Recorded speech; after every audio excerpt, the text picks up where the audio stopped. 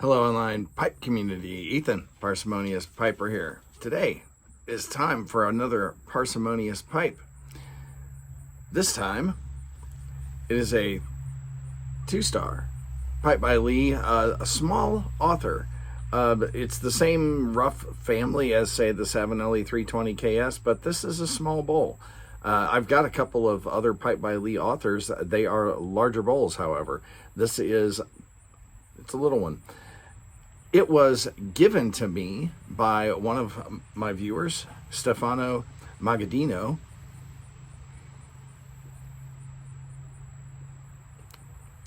who didn't particularly care for the small bowl. Well, Stefano, thank you so much for this gift.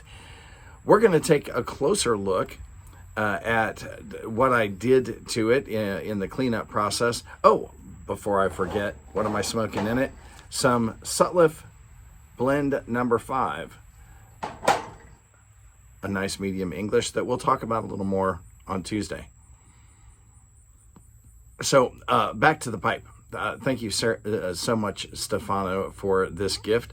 Let's take a closer look at the cleanup involved.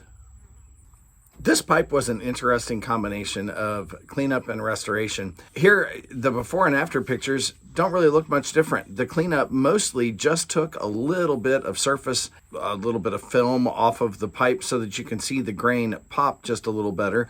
You'll notice up around the rim, there's still a little bit of charring, a little bit of damage there on the back side of the rim. But the stem was already black. Didn't really need a whole lot of attention.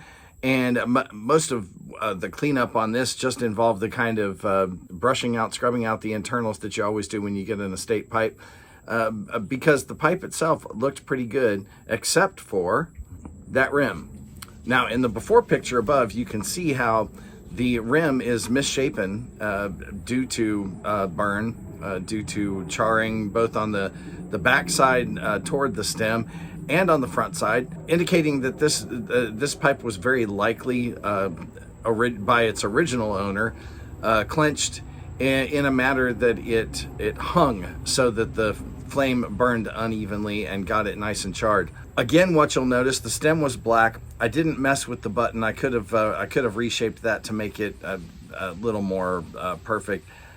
Stem was already black. You see the grain popping a little bit, but look at the rim. Here's what I do with a rim like this. Once I get it as clean as I think I can get it down to wood that is charred, I take a golf ball and sandpaper and I start to slightly bevel it, and you can see the rim looks a lot more uniform now. The picture down below, I didn't focus properly on the rim so that you could see it pop.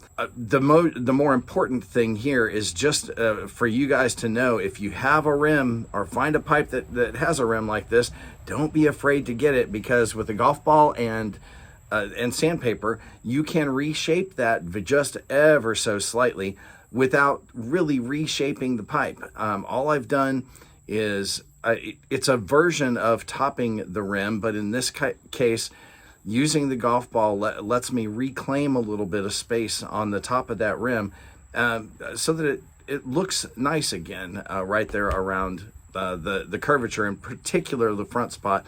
You can see on the back there's still some char. I decided after looking, I would have to really top this thing off in order to get through the char on the back side of the rim. So it's just going to stay in place and we'll smoke right over it. Last, and in this case, most definitely least, the internals were pretty clean. If you look carefully up inside the stummel, you can see that there was a little bit of gunk that came out from the threads up inside there, and a little bit of paint or something that was on the end of that. But other than that, this thing came just perfectly clean. Very, very little in the way of having to scrub or anything like that. Sometimes you just get lucky when someone sends you a very nice model. So once again, thank you so much, Stefano. I appreciate this. It's wonderful to add a pipe to my collection that I did not have this same shape and star combination before. So absolutely beautiful for a collector to get a gift like this. Thank you so much. Well, folks, I'm off for a fun weekend. I hope you are too. In the meantime, light something you like. Enjoy your afternoon.